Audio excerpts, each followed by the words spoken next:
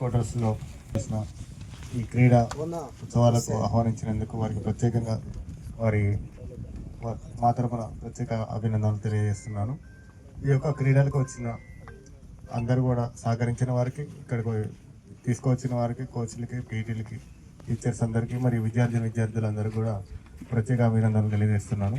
ఈ యొక్క క్రీడలు అనేవి మనం ఇప్పుడు మన దైనందిక చర్యలు దాంట్లో భాగంగా క్రీడలను కూడా మనం ఒక రెగ్యులర్ పార్ట్గా మనం అలవాటు చేసుకోవాలి.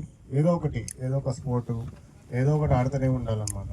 దాంతో మనకి మానసికంగా మరియు శారీరక దృఢత్వం అనేది ఉంటుంది. ఓకేనా? ఇప్పుడు అందరూ కొంచెం ఈ టెక్నాలజీ వచ్చిన తర్వాత పిల్లలు ఈ మొబైల్కి ఎడిక్ట్ కావడం జరుగుతుంది.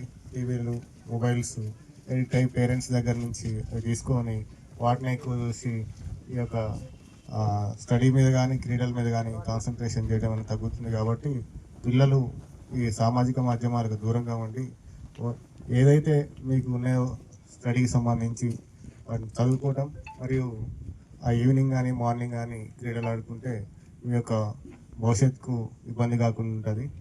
ఇక్కడ ఈ యొక్క స్పోర్ట్స్ మీట్కు నన్ను ఆహ్వానించినందుకు మరి నా తరపున మీకు ప్రత్యేకంగా ఏంటంటే స్పోర్ట్స్ మీట్ ఎక్కడెక్కడి నుంచో వచ్చింది అనుకుంటా. మీరు దయచేసి అందరూ కూడా ఒక ఆహ్లాదకరమైన వాతావరణంలో ఎటువంటి ఇబ్బంది పడకుండా మీ స్థాయి తగ్గట్టు మీరు రాణించి మంచి ప్రతిభ కనబరిచి మంచిగా ఇక్కడ నుంచి అంచెలంచెలుగా ఎదిగి మీరు ఉన్నత స్థాయికి ఎదగాలని కోరుకుంటున్నాను.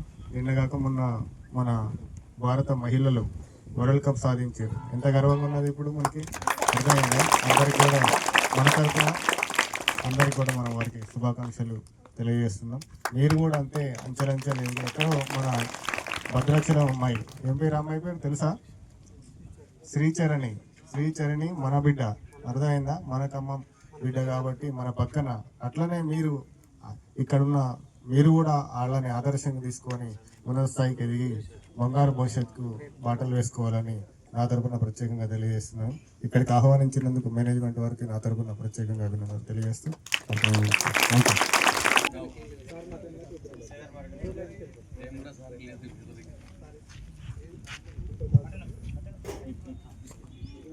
సార్కు ధన్యవాదాలు.